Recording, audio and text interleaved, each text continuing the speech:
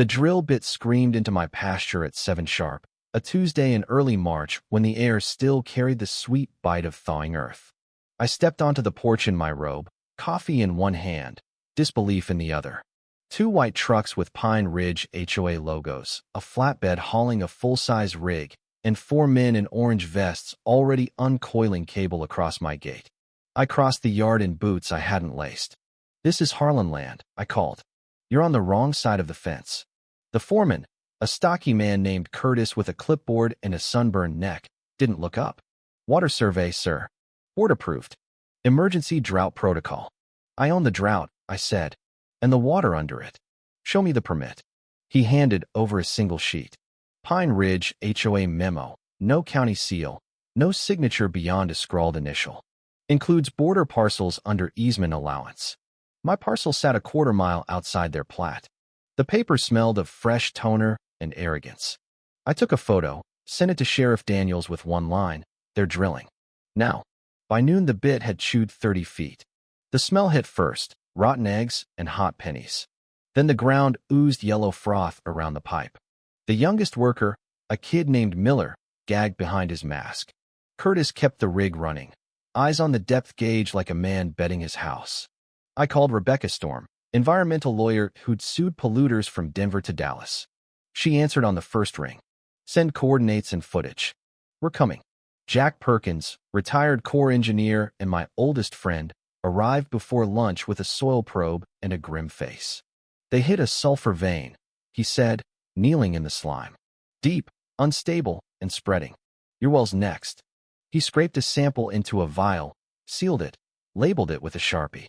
"Evidence," he said. "Chain of custody starts now."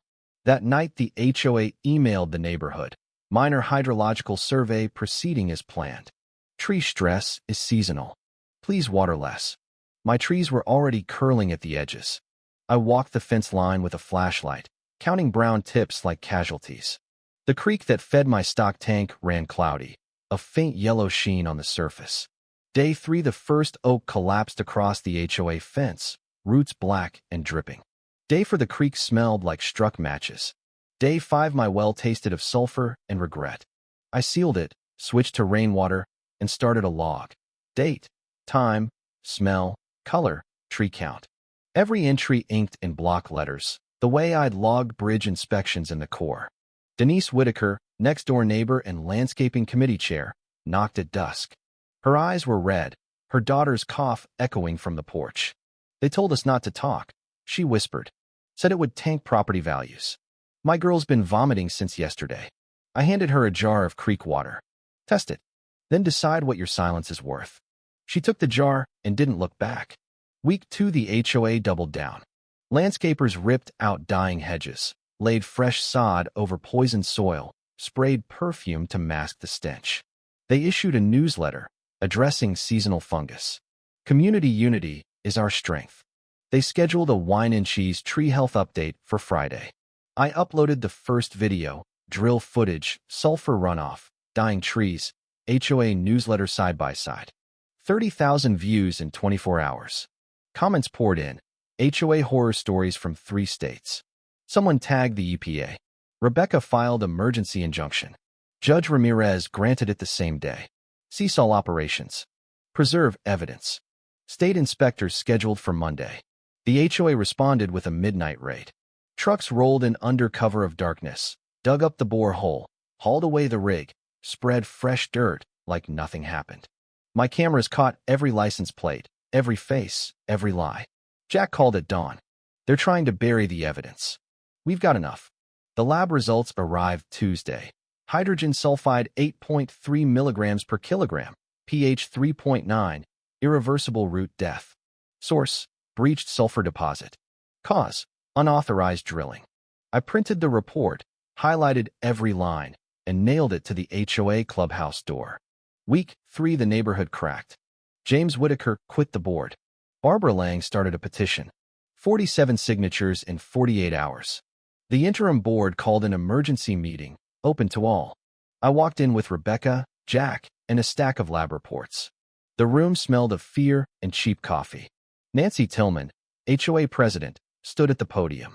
This is a coordinated attack on community standards. Rebecca cut her off.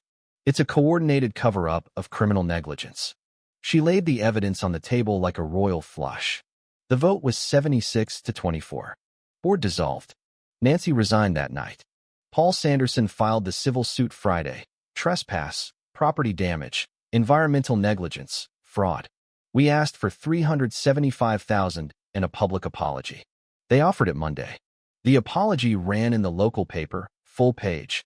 Pine Ridge HOA admits unauthorized drilling, sulfur contamination, and attempts to conceal evidence.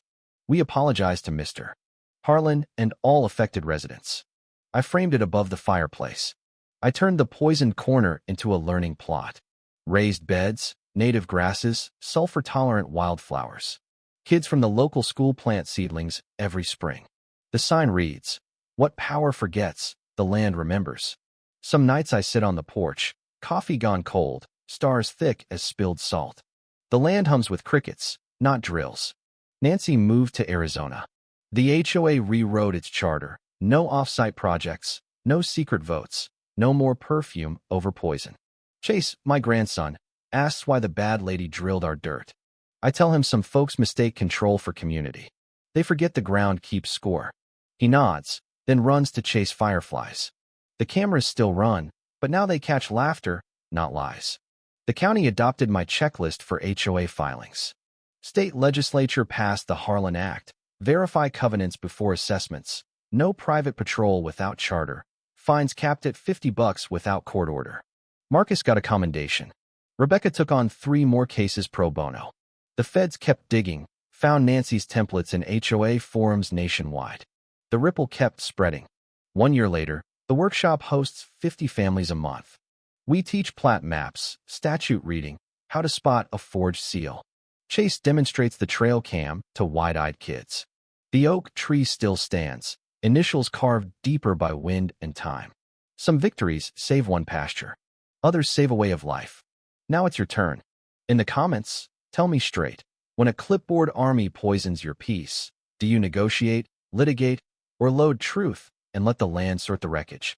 I read every reply. The porch light's on, the coffee's fresh, and the roots run deep.